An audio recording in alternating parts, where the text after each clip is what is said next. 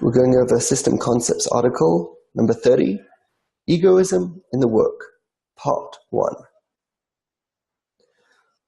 Our first response when we are told that we need to use our egoism for advancement is to cringe. We have been educated from infancy to believe that egoism is a poison that should be eradicated from creation. We see with our eyes the damage that egoism renders to nations, societies, families, and friendships. We see the destructive power it wields in our daily life. Our natural conclusion is to diminish its demands and limit the effect it has on our lives. However, we see that it's becoming virtually impossible to push aside our egoism. The ego evolves in each generation. The selfishness within us has a growing, insatiable appetite that leaves a trail of destruction behind it. Every generation sets a standard for living in the future that promises to satiate our egoism. However, when we reach that prosperity, we find ourselves empty, depressed, and in a worse state than ever before. It is perplexing how we repeat this process again and again without learning from past mistakes. There are people that claim to have successfully subdued their egoism, but in reality we still see them fight with others and continue the daily struggle without measurable success. Their fantasy is only skin deep and does not provide a sustainable process for the future. And here's a quote. "Everything is evaluated not by its appearance at a given moment, but according to its measure of development. Everything in reality, good and bad, and even the most harmful in the world, has a right to exist and should not be eradicated from the world and destroyed. We must only mend and reform it, because any observation of the work of creation is enough to teach us about the greatness and perfection of its operator and creator. Therefore, we must understand and be very careful when casting a flaw in any item of creation, saying it is redundant and superfluous, as that would be slander about its operator. It is common knowledge that the Creator did not complete creation when he created it, and we can see in every corner of reality, in the general and in the particular, that it abides by laws of gradual development from absence to completion of growth. For this reason, when the fruit tastes bitter at the beginning of its growth, it is not considered a flaw in the fruit, since we all know the reason. The fruit has not yet completed its development. And so it is in every element of reality. When some element appears bad and harmful to us, it is but a self-testimony of that element, that it is still in the transition phase, in the process of its development. Hence we cannot decide that it is bad, and not wise for us to cast a flaw in it." From the article Peace in the World by Balasulam. The only quality that was created was the will to receive pleasure. The ego grows through various phases of development until it reaches maturity. It would be foolish to abandon the path just because we see the desire in an appearance that looks bad. It requires confidence to advance swiftly without plateauing. The environment is needed precisely in order to strengthen ourselves. We need the knowledge of the structure to allow us to know what phase we currently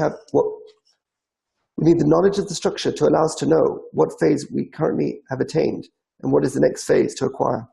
Focusing on discernments to reach our next degree is a tactic to hasten time. Base desires. We begin our journey when we are born into this world. We are uninformed about the reality we see with our senses. Our first desire is for food. We grow from a baby to a child, acquiring skills to communicate with others. We learn about ownership of possessions, rules and regulations dictated by the society we are living in. This strengthens the feeling of the reality we're experiencing. We feel our sense of self as our physical body and experience various emotions that confirm the state of mind. When we reach adolescence, we rebel or conform depending on our internal makeup and external education. This is when our desire for sexual interactions blossoms. We try to balance our physical and emotional connections with others. At times of hardship, we question our existence and the reality we experience, but we mostly ignore any deep scrutiny in the matters. We then layer on top of our desires for food and sex additional types of interactions. We feel the need for a family, which normally manifests as clinging stronger to our parents or branching out to have a family of our own. This desire for a family is mostly tied to our innate fear to be alone. Our inner emptiness awakens, and we try to pacify it through relationships of love and affection. These desires for food, sex, and family are called base desires. They are considered the unformed desires of humanity, phase 1.1. It is important to take care of them, regardless of high desires we layer over them. business desires. When we enter adulthood, we invest major time and effort in our business ventures. We spend most of our daily life dealing with our monetary needs. This is where we see the egoism of others expressed openly. We first experience a taste of power manifested externally in our reality. And here's a quote. For that purpose, the Creator instilled three inclinations in the masses called envy, lust, and honor. Due to them, the masses developed degree by degree to adduce a face of a whole man. The inclination for lust adduces the wealthy. The selected among them have a strong desire and also lust. They excel in acquiring wealth, which is the first degree in the evolution of the masses. Like the vegetative degree in the general reality, they are governed by an alien force that deviates them to their inclination, as lust is an alien force in the human species borrowed from the animate. The inclination for honor adduces the famous heroes from among them. They govern synagogues, the town, etc. The most firm-willed among them, which also have an inclination for honor, excel in obtaining dominion. These are the second degree in the evolution of the masses, similar to the animate degree in the whole of reality, whose operating force is present in their own essence. As we have said above, this is because the inclination for honor is unique to the human species, and along with it, the craving for governance. The inclination for envy elicits the sages from among them. As our sages said, author's envy increases wisdom. The strong-willed, with inclination for envy, excel in acquiring wisdom and knowledge. It is like the speaking degree in the whole reality, in which the operating force is not limited by time and place, but is collective and encompasses every item in the world throughout all times. From the introduction to the book Panimriyoto Masvirot by Bala Sulam. We go through various emotions of stress, anger, fear, and excitement while dealing with other people. This fosters a strong foundation for the ego to evolve. At this point, our value is measured by the success or failure in this field. These desires include both consumers and product manufacturers, art designers, programmers, and any other job that involves corporeal goals. From non-profit to entertainment, these desires are the main focus of humanity. And here's a quote. Also, it is the nature of the fire of envy to be general, encompassing all times and the whole reality. This is because it is the conduct of envy. If one had not seen the object in one's friend's possession, the desire for it would have not awakened in one at all. You find that the sensation of absence is not for what one does not have, but for what one's friend has, for the entire progeny of Adam and Eve throughout the generations. Thus, this force is unlimited and is therefore fit for its sublime and elated role. Yet those who remain without any merit, it is because they do not have a strong desire. Hence, all three above-mentioned inclinations operate them together in mixture. Sometimes they are lustful, sometimes envious, and sometimes they crave honor. The desire breaks to pieces, and they are like children who crave everything they see and cannot attain anything. Hence, their value is like the straw and bran that remain after the flower. From the introduction to the book Panimriyoto Masvirot by Bala Sulam. These desires for money, honor, and knowledge are called business desires. They are considered the chaotic desires of humanity, phase 1.2. We use the combination of lust, honor, and envy to gain more experience in this phase.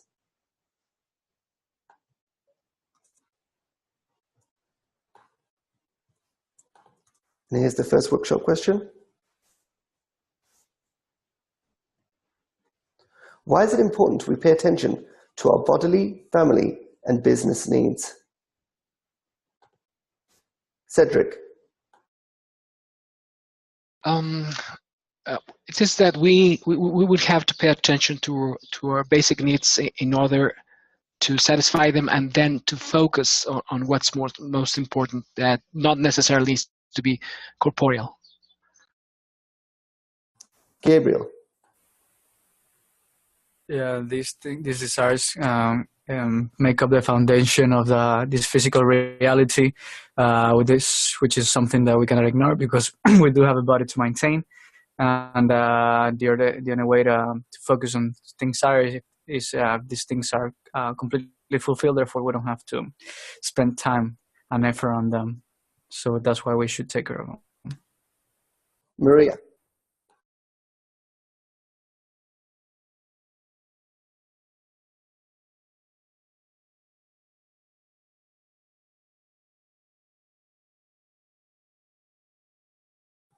Moshe. Well, those desires are meant to ground you and to serve you so that you can continue on your path to higher desires. That these desires should be met and to serve as a grounding for you. Rick? I agree. They're your grounding or your foundation. It's who we begin as. It's where we start. It's the first layer. Without that layer, you have no basis. You must use it, keep it, strengthen it. In other words, you strengthen your corporeal home, your community, your relations with everybody in corporeality, just like nothing's changed. And then you add on as you go through your different phases. When you move into phase 2, you layer it over phase 1. The same thing when you move to phase 3, etc. Robin? Right, these are our foundation. If you don't take care of your body, your family, and your business, you won't be able to physically exist. So you have to do it, no matter where you go from there.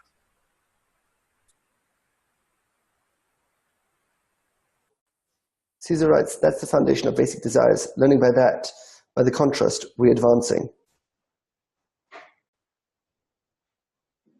Maria, do you want to talk? Yes, no, I can. I think it's important to note that we build on top of. It's as if during like an infant, when the infant is born, he learns how to eat and poop and cry and walk and so forth. But once you are advancing, it's not like you are letting go of those skills or needs and then abandoning them for newer ones. It's built upon. It's an incremental of. It's an evolution process, I guess. But you build on top of it. It's not letting go of something in order to do something new. Plus, we have a body. We have a body. If we need to be here, we need to take care of all of those basic needs. Because our desires are layered, the idea is that we need to give each desire what it needs. So our desire for food, we need to give ourselves food. Our desire for family, we need to give ourselves a family. And our desires for business, we need to have some kind of way to make money. And even if you do have money, you will want business to be able to interact with people and deal with the whole thing of commerce. And the thing is that if you don't take care of them, then you feel that stress and those desires. So some people, for example, don't get married because they don't feel a desire, and then that's fine. But if you do feel a desire, then you need to implement it, otherwise it will cause you pain, and higher degrees won't fill the needs of low desires. The second question, how do we counteract all the negativity we hear about the ego? Cedric. Well, I think that you have to work to understand your ego and what is requesting from you, and try to interpret it in a total different way. It means in terms of that something that you could think is selfish can actually make you grow and look after what you want to have in order to be accomplishing the desires that you have in time, and that can definitely make you growth if you see them from that point of view and not on a very selfish own way. Gabriel. Yeah, what happens is that we tend to separate this from us and try to ignore and think that it's actually not in us, like this egoism where whatever people say, oh, this is so bad, but we tend to alienate ourselves from these kind of thoughts because no, I'm good or whatever. But at the moment you realize that those things actually are in you, you can start analyzing them and seeing how those things interact and how they make things happen, and then you can start manipulating them or using it to go to wherever you actually want to go. But the first step is to not try to alienate it from yourself, but to realize that how close those things are to you. Maria. And I would add that one way to counter it is when you feel the ego or this intense desire, I think the important thing to work with is the intention that you're going to use it with. How am I going to use this?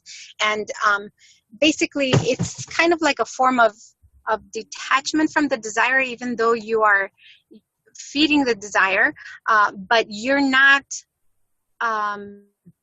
immersed or absorbed or hypnotized by the desire itself, rather by the intention that you're using it for, focusing on the goal with the desire. Moshe.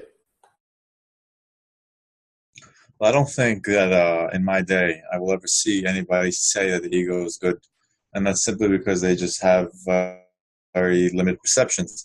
But going forward, how do I handle this situation? I basically just internalize everything, and basically convert everything internally into power, and the ego creates power. So that's what I do. I internalize it all. Rick.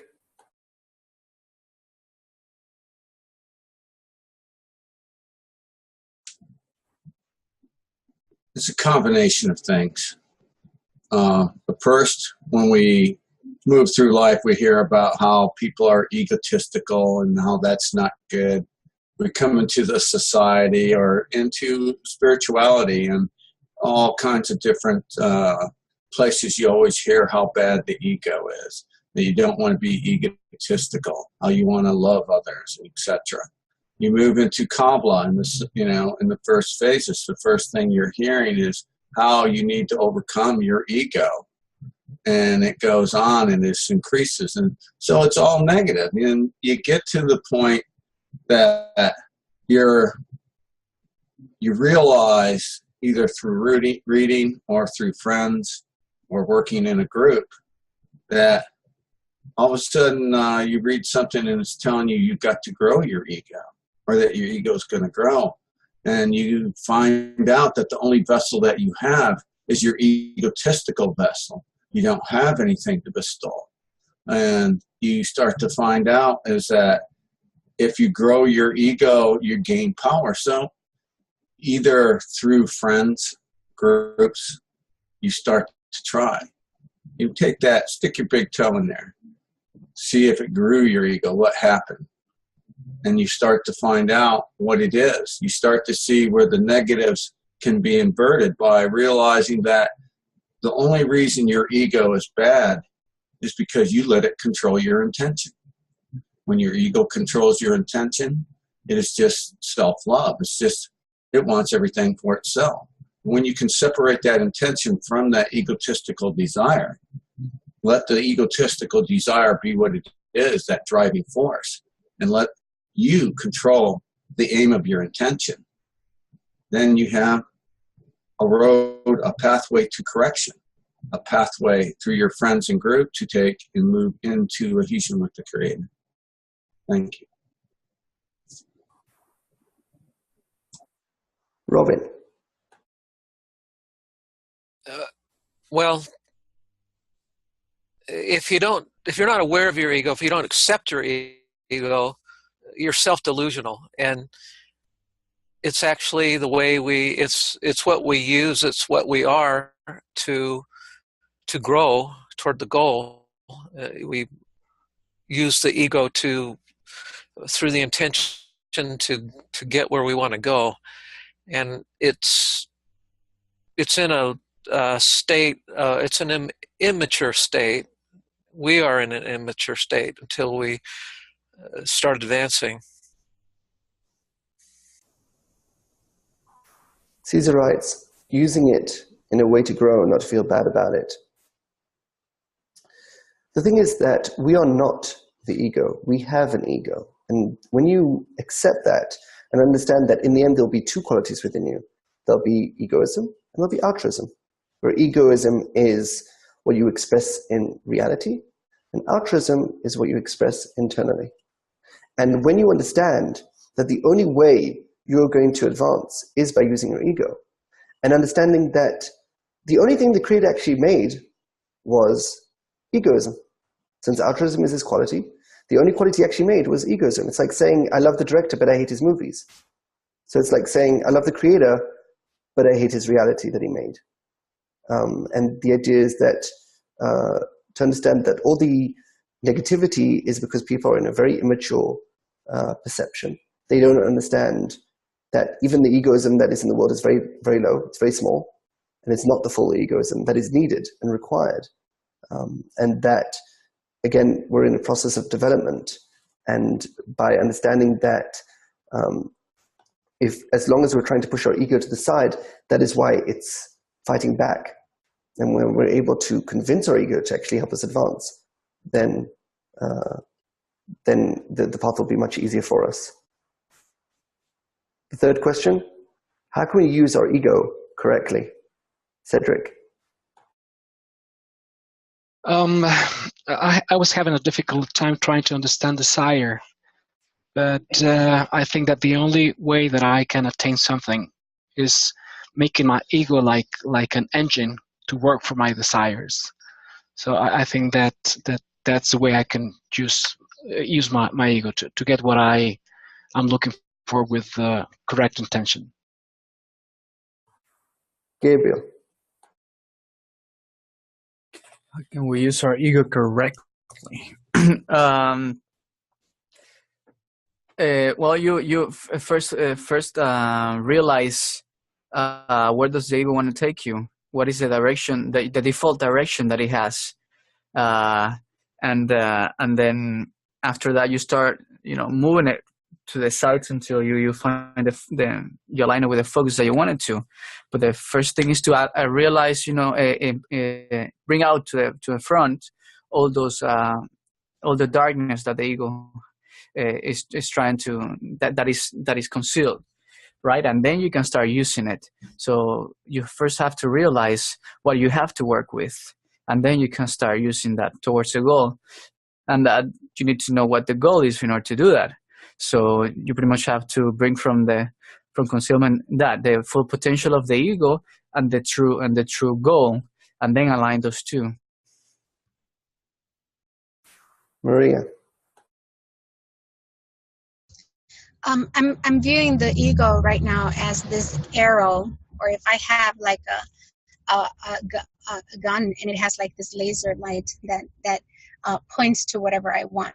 I want this, I want this, I want this. And I think that the way to use it correctly is to aim it at wanting to be in bestowal. I want, if the ego is how I can get to point and focus on something, then I want internal power. I want the attributes of the Creator. I want this. And everything else probably is going to try to test me to see how much I want it. But nonetheless, how to use it correctly is to aim it and focus on what you actually should be aiming at, which is true bestowal, true internal power. Moshe. Yeah, and basically we have to use the ego. It's, the Kabbalah says it's like help against. Basically use the ego against itself, and you have to manipulate the ego to actually desire this bestowal, this quality of bestowal, which is this power, this control. And while doing so, we basically increase our ego. And it's really funny because the way to correct your egoism is to increase your egoism. It's really hysterical because most people today think they want to remove the egoism, but that really doesn't solve anything. And it's like, if you want to think completely outside the box, this is completely unheard of, nobody's thought of this at all. It's like, hey, you know what? Let's increase our egoism. We haven't tried that, so let's try that. And that's actually the correct way of doing it. Rick. The first thing we do to correct our ego or use it correctly is understand how it controls us through our intention. See how that connection is working. See how it is operating. And then after scrutinizing that, making discernments on your own, but more importantly with your friends, you take and then use this scrutiny to separate that intention from that grip of your ego. You've freed yourself.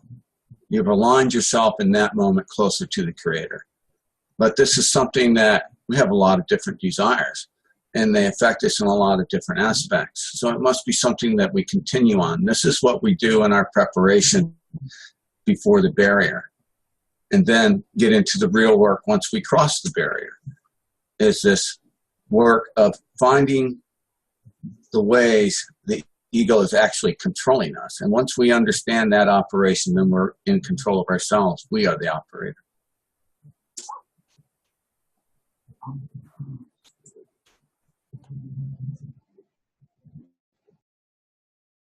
Robin.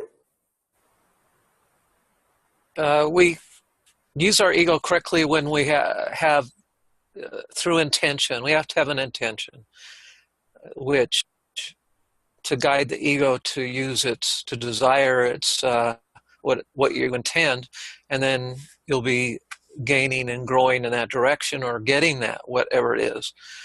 And in these first two levels that the article talks about, it's before pointing the heart, so it's, you don't have the correct intention yet, but once you do, then you can start to ride the ego or direct it.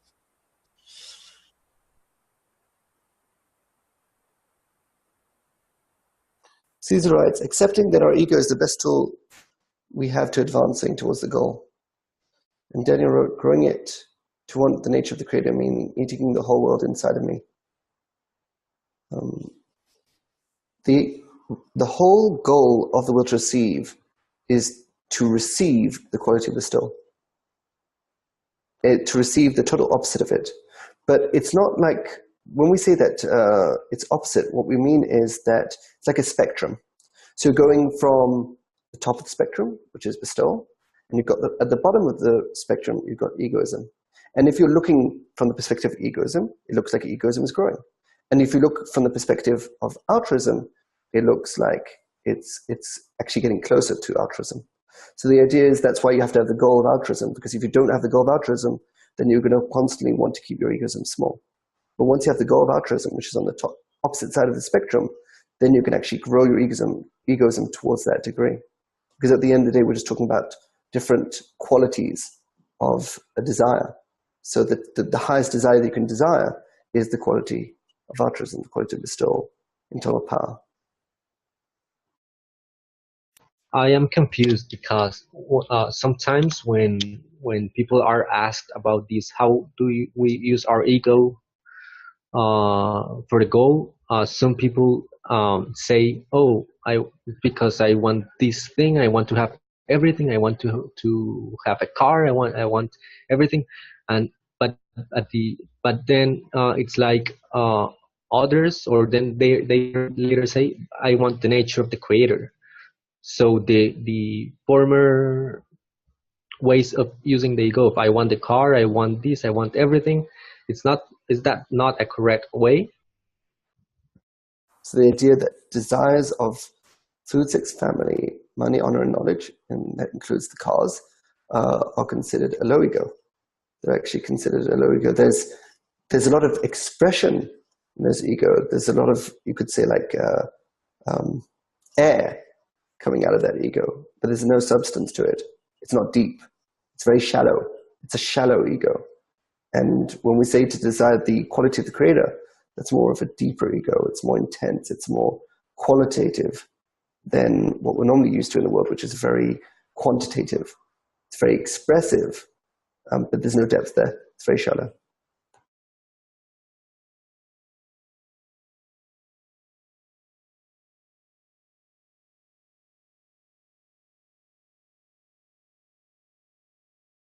What do you all think of the article?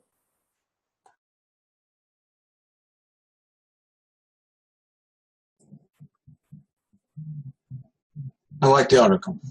I like the way it's presented in a matter that someone in seeking in phase 1 or someone in phase 2 can understand what's being said.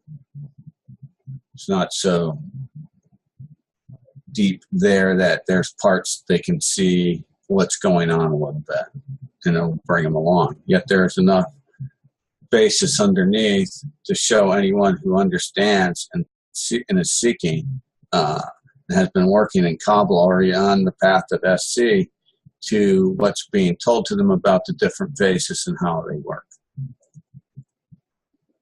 This is basically an 8-part article that starts from the base desires, which is 1.1, and goes all the way to the desires of 4.4 before we cross the barrier. So it's an 8-part article where each article deals with 2 subpoints. So the first article that we just went over dealt with 1.1 and 1.2, and the next article, part 2, will be dealing with 1.3 and 1.4 and etc., all the way up to 4.3 and 4.4 in the last article, to really give an overview of all the different phases we go through from when we're born in this world until we cross the spiritual barrier.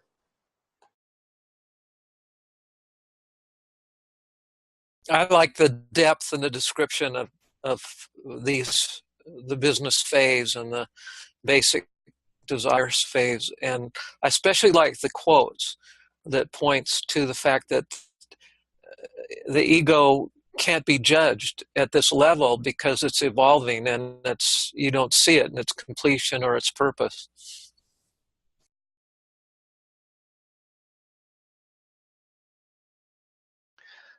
It kind of surprised me how the envy could be related to the speaking degree. It is my understanding that as you grow, well, you go from vegetative, then I forgot the next one, and then speaking, right? So how that could be related, envy be related to the speaking degree, and that point me to the ego part. So I think that somehow they can make a match, but I think that the hard thing here is to combine them and to not to use them in an egoistic way. So the whole idea is to actually do use them in an egoistic way, but use them to the right goal. So the problem is not egoism. The problem Right. is the goals that we have. So when your goal is an egoistic goal, that is when we see all the destruction that we see around us. But when your goal is altruism, the only way to reach that is with your egoism. So the problem is not the will to receive, which is the matter. The problem is the lack of form. We don't have a high enough goal to desire. And we can see many times where we've got all these celebrities that you think they should be having everything. They're actually getting what they want. And you see them die at a young age. And you see them die of depression. And you see them die of starvation, internal starvation, of internal emptiness. And you're like, but they got everything they wanted. Well, that's the problem. They so much focused, spending a lot of their lives reaching a corporeal goal. And when they reached it, they felt emptiness. And they didn't know how to deal with it. And it was just too much for them to handle.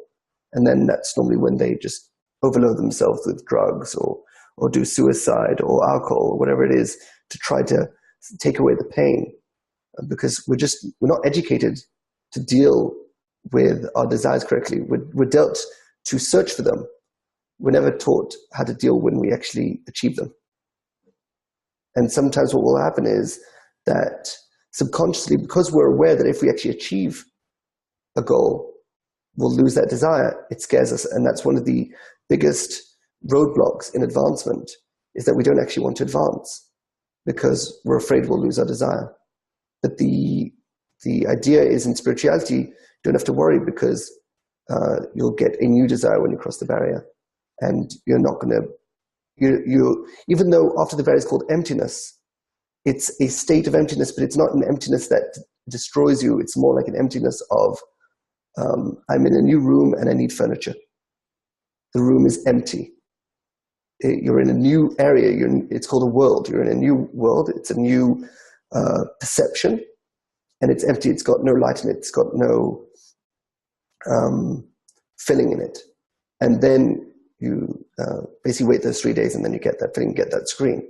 So the idea is to understand that when we're advancing, yes, you lose the desire of each degree because you've actually achieved it, but then you've got the next degree to desire for.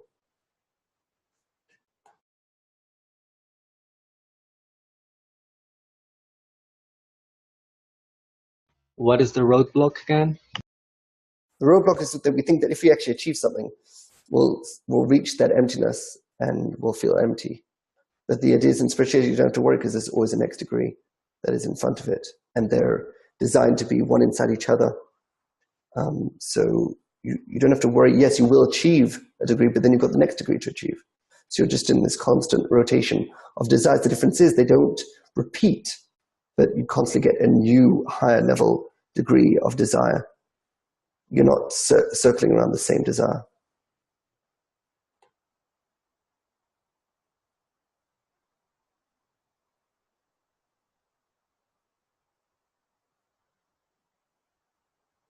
And also another thing is, in corporeal desires, what normally happens is we desire them when we're young, and we achieve them normally when we're older, and then we don't have enough energy to want to aspire to new goals, and then we're basically stuck between a rock and a hard place, where we've achieved our goals that we desired when we were younger, but now we're older and we can't desire new goals.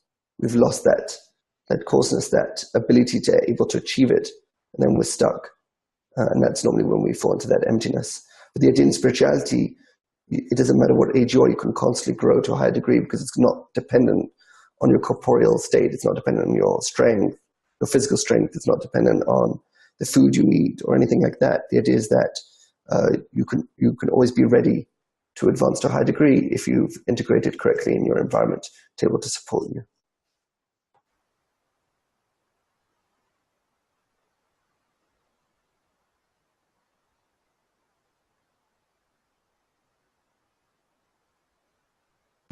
So here is when the issue of buy for yourself a friend arises, like I must be nice to my spiritual society and to my system concepts and to my phase 3 group so that I'll get the support when I need it.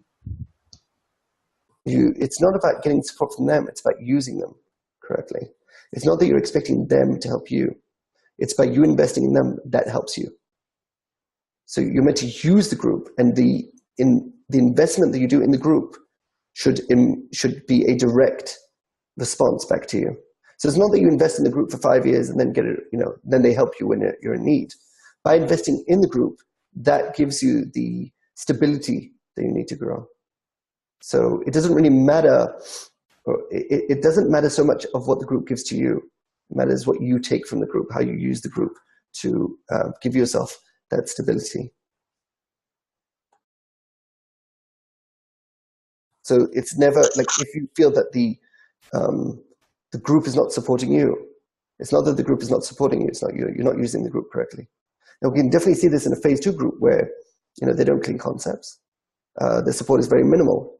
But if you invest correctly in them, you can get all the support you need from them. So it's got nothing to do with their side. It's to do with how you are using them, not how they respond to you. And just shows how it's got to do with our perception and not with reality. What does it mean to invest in the group? So with the phase 2 group, you're going to invest in trying to listen to the lessons, scrutinize them, try to, let's say in the workshops, hear what the friends are saying, try to internalize those concepts, deal with the dichotomy between what you think and what they think, and allow space in you to have area for both those opinions, even though you're going to be aligned with one opinion over another, but still allow within you that dichotomy, that tension, that oppositeness between the concepts, and that grows your internality accordingly. I believe that what we do here is investing in the group. And there's, of course, quality. So the amount you invest in the group, it's not about timing. It's not like how many times you're in the group or how many hours you're in the group. It's how much are you spending energy on really trying to become vulnerable to the group and allowing them to come within, because our default state is to want to block them out and only stay in our own perception. It is you have to reduce those walls and allow the friends to actually give you concepts and give you even dirty concepts, and allow those dirty concepts to make an area within you that actually requires answers. So one of the problems is if you don't invest, even in a phase 2 group, correctly, you're not going to have those deficiencies. Phase 2 is designed for deficiencies. So if you don't allow those dirty concepts to enter you and have a place within you, you're not going to have a need to clean those concepts afterwards.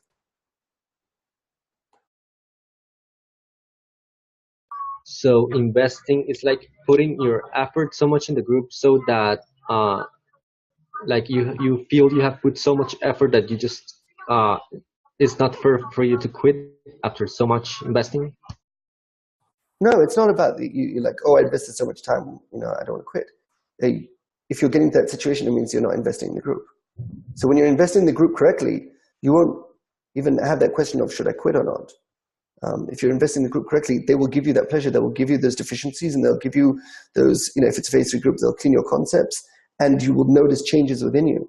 And if you're not noticing changes within you, if you're not growing in the phases, that means you're not using the environment correctly.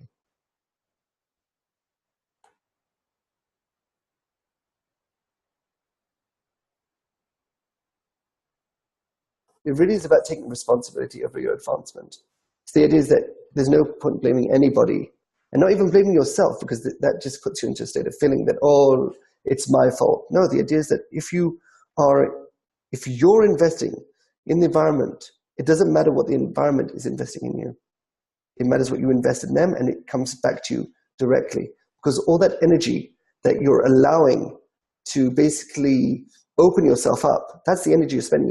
You're spending the energy of lowering your walls and allowing their concepts to come in you and basically make room for them and deal with those dichotomies. Only if you do that correctly will you feel the movement in the phases. And if you don't, if you keep your walls up, it doesn't matter how many physical actions you do, you're not going to advance.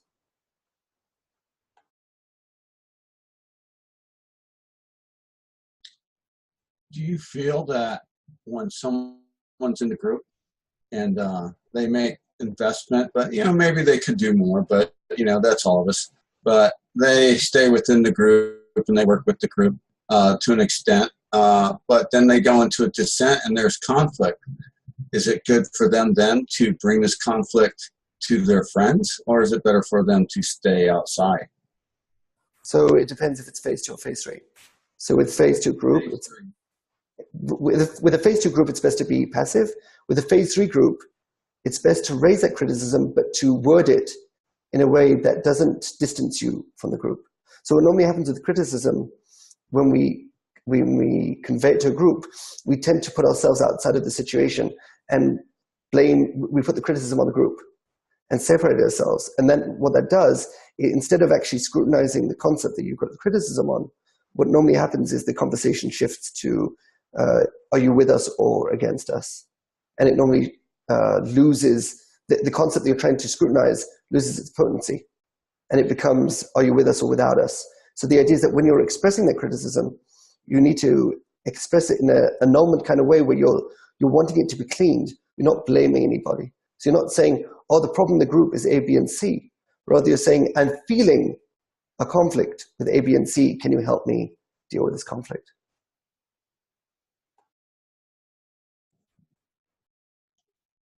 And how can you overcome it when they make mistakes and don't do it in the proper manner? In the exact same way. If you have a criticism about the group's behavior, you have to raise it as, help me understand. And what will normally happen is that if the group is actually doing something wrong, they'll figure it out and they'll try to change their course. And if they don't, then maybe there is a problem on your end. But the idea is that the minute you think that the group is doing something wrong and you're not part of that group, you're already separating yourself. And you're separating yourself, you could say spiritually, and it cascades then into physicality.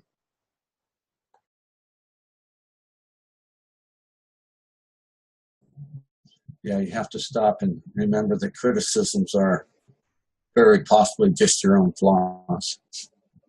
So normally, what I've seen so far is that if it's like small issues, then they're normally like solved very quickly. The problem comes when they're fundamental issues. And what I've seen is that it basically comes to a difference in the point in the heart. So basically, there's two kinds of point in the heart. And we're going to go on Monday, we're going to talk, we're going to go over the Zohar portion of the two Messiahs from the portion of Bereshit in the Zohar. And we're going to talk about the two methods of the points of the heart. That you've got the point in the heart of Yosef, of Joseph, and the point in the heart of David. And the difference in them is there's a huge oppositeness between them. The point in the heart of Yosef is called the revealed, and the point in the heart of the David is called the concealed. And the idea is that in the point in the heart of Yosef, they have no problem doing external annulment. So they have no problem doing actions at a certain time, meeting at a certain time, doing dissemination at a certain time, doing actions at a certain time with a certain way of doing those actions. They have no problem. That's what religion does, right? It's like everyone does this at a certain time. And people have no problem with that. And that's how it was until today. It was basically the method of Yosef.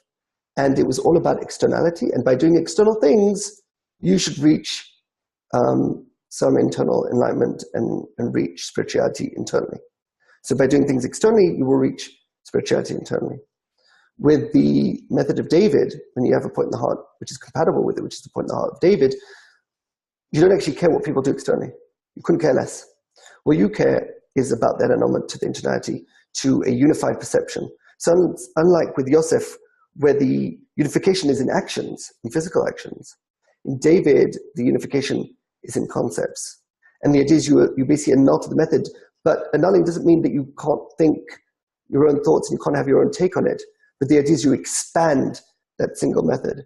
So you don't branch out. So normally what happens is in the Yosef method, you have 5 people externally connecting, but internally each are their own perception, with their own way that they interpret the words, let's say in Kabbalah.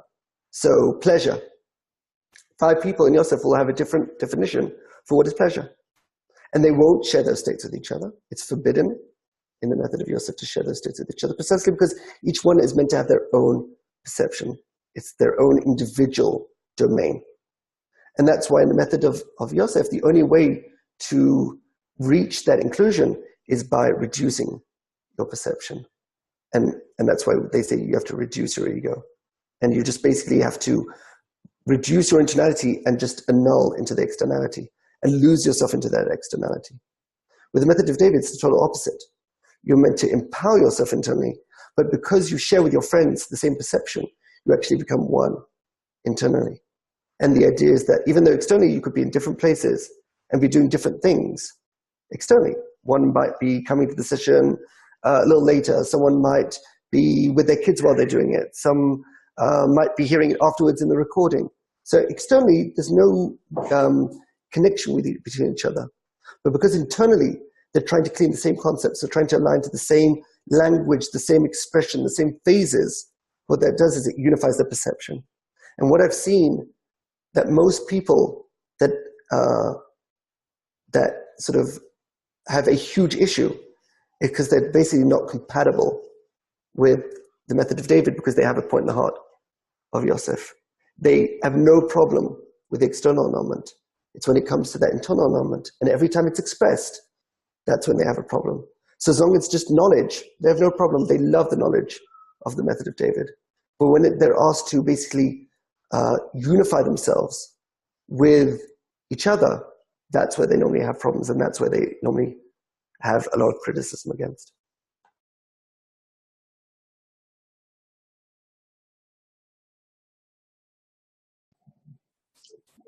I think it's something that should be considered and looked at more. We'll go over it more deeper on Monday with the Zohar portion. Just from hearing what you said, it's anything new, anything coming from a different angle, from a different objective view, gives us all an opportunity to see our reality in a different manner. So it just adds. Even it adds no matter whether it's, we learn that it is true or false, or whatever in between, because it mingles in the truth with our concepts.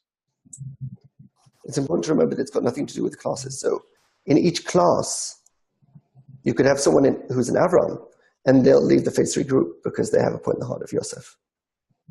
So it's not specific to any class. It's specific to the point in the heart and the way it's designed. And that's why you'll find people that, for example, have a rough time in phase 2. It's because they're not compatible with that phase 2. They have a point in the heart of David. They're wanting a phase 3 group, which is basically a David group. And you've got phase 2 group, which is a Yosef group.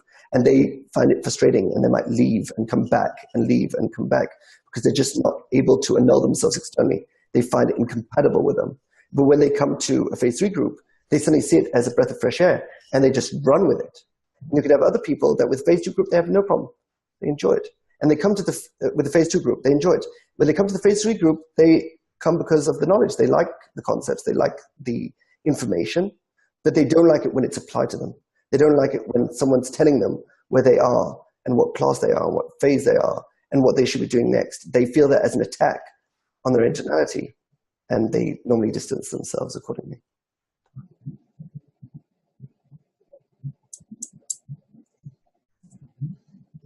And you think that's just because of their point in the heart? Or just the way they're using it? I think what it looks like so far, it's because of the point in the heart. That the point in the heart is like the way they're configured, the way they think, that the priorities, the things that are important to them.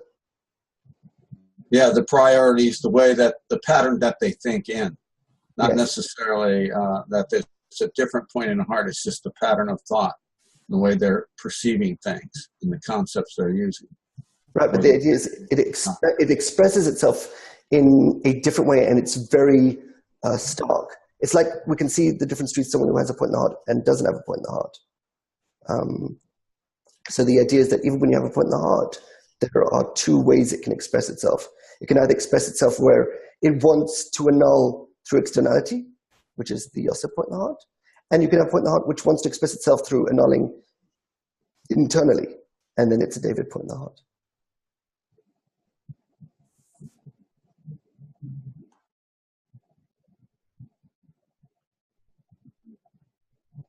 So you see then BB as a Yosef point in the heart. Definitely, where it's all about external annulment. It's like, the Rav constantly says, it doesn't matter what you think, it matters what you do. You might not want to do dissemination, but go do it anyway. You might not want to come to the lesson, but go anyway. So there's no point cleaning the concept whether you want to go or not. It doesn't really matter. What matters is that you actually go. And with phase 3, it doesn't matter if you go or not. What matters is why you want to go. And what is your perception, and how do you perceive that? And what are your concepts, and what concept do you have to clean? That's what the phase 3 group cares about, and not about whether you made it or not externally. So the priorities are just total different. And one of the reasons why the David point in the heart are only applicable now is because the David point in the heart requires a bigger ego. It requires a more intense ego, a more internal ego. And it's less expressed externally. It's more directed internally. And that's why it's called the concealed, because it's dealing with perception, while the Yosef method is called revealed, because it's dealing with externality. That's the whole basis of religion, and most societies are based on external conforming, not about internal conforming.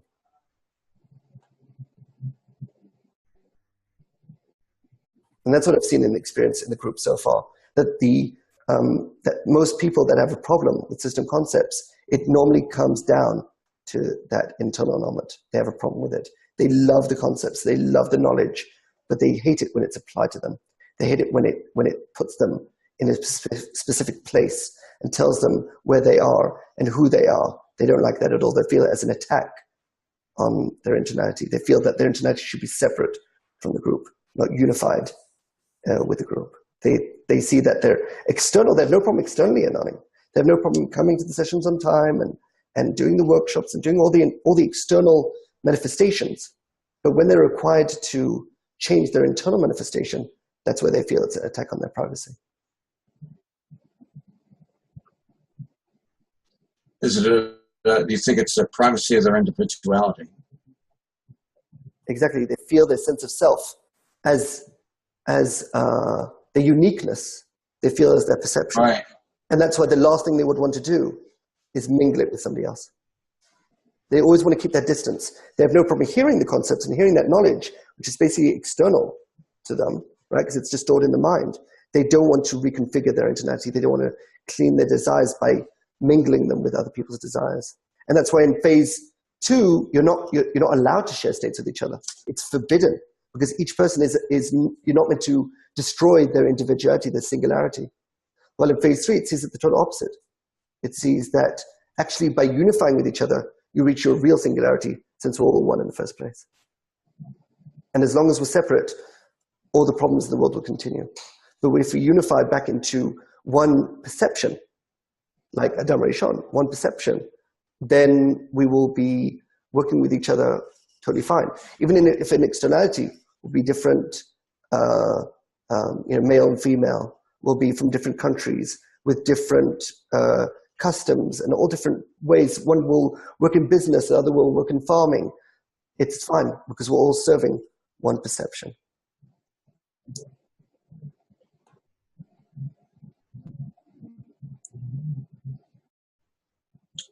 And everything you do would be for the benefit of others. Exactly, since you're all one perception, so you're actually doing it all for yourself. Mm. And that's how it reverses that economy. Like, if we're designed that all we can do is do for ourselves, the way the David method solves that is, well, if everyone's you, if you're all sharing the same perception, then it doesn't matter who you're helping, since you're helping yourself. So instead of constantly trying to force the ego to go in the way that it's not designed, and to try to make it go out, to change its nature by going against it, the idea is that instead of going against it, you can go with it. It's like, if you can't beat them, join them. The only true control is no control. But in the end, you actually reach control. Say what? But you actually reach control. You actually reach right. But I mean, you control it by using its nature rather than trying to change its nature. Yes. So you stop controlling it and just manipulate its nature. So it's no control. You're using it. Right. You're just using it la naturel. Yes. The way it is. You're not trying to make a knife into a fork. Right. You're trying to use the knife as a knife. You're using the knife as a knife. Yeah, which it sounds like an amazing new concept. Like, whoa, you'd use the knife as a knife? The knife is a bad fork, and I should try to make it into a fork. And it's like, well, no, the knife is designed as a knife. Use it as a knife. It's like, what a concept. Wow, I can actually slice through the meat very easily. I never knew it was designed for that. I was using it all the time as a fork and sticking it in my mouth and getting, like... kept cutting my tongue. Yeah, cutting your tongue. It's like, oh, this is a terrible fork. The creator made a terrible fork and it needs to be corrected. It's like, no, the correction is in your perception that you have to use it as a knife.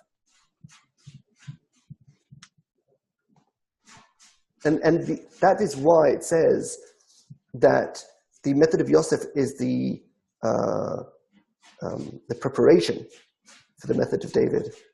Because of all these centuries we had a very small ego, we basically had to work ourselves on that external annulment.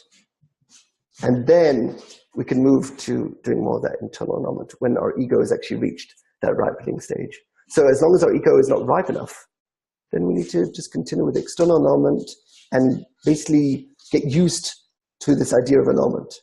But the idea is to start shifting into eternal annulment instead of external annulment. And it's a process. It's a transition, and not everyone's going to be able to, in this lifetime, do that transition. And that's okay as well. And that's why the idea is to focus on those that are compatible with it.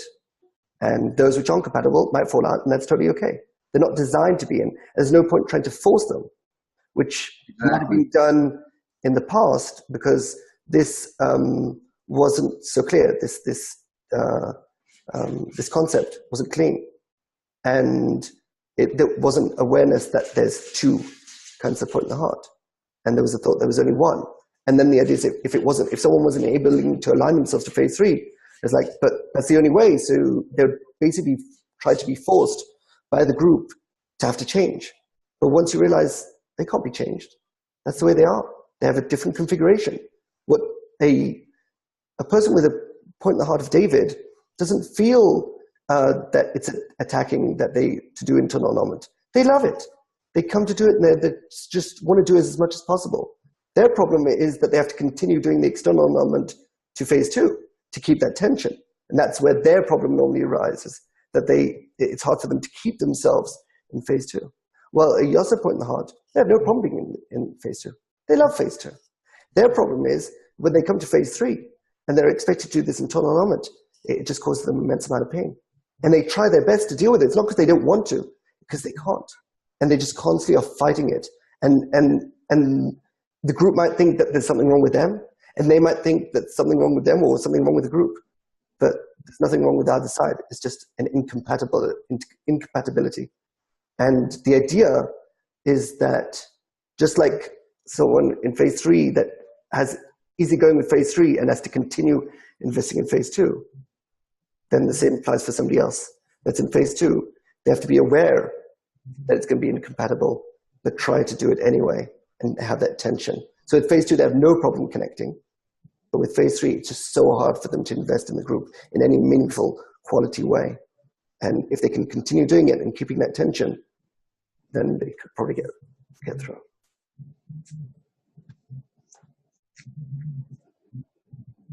And what is it that point in the heart of Joseph finds hard doing? Annulling the perception. Annulling the perception to the perception of the group, of the method of the group. And remember, annulment doesn't mean not thinking anymore. Annulment means expanding, but expanding within that singular domain. Just like in phase 2, by their annulment, they actually get better at doing those physical actions. And that's the whole idea that over the generations, the code of law expanded, and there were new books of how to deal with all the intricacies of different things. What do I do on Shabbos when I've got this, and that? It's like, oh, if you look at this book, it'll tell you all the intricacies of how to deal with that issue. That means they expanded in the wisdom, but of externality. So they annulled the externality and expanded that wisdom accordingly. So the same thing is with internal annulment. You're not meant to become a mindless drone.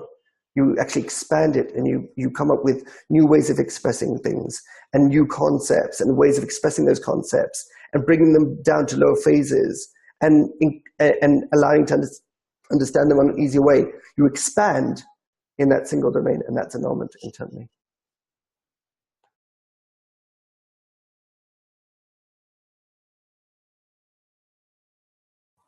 Well, I think we'll stop here and enter the after party.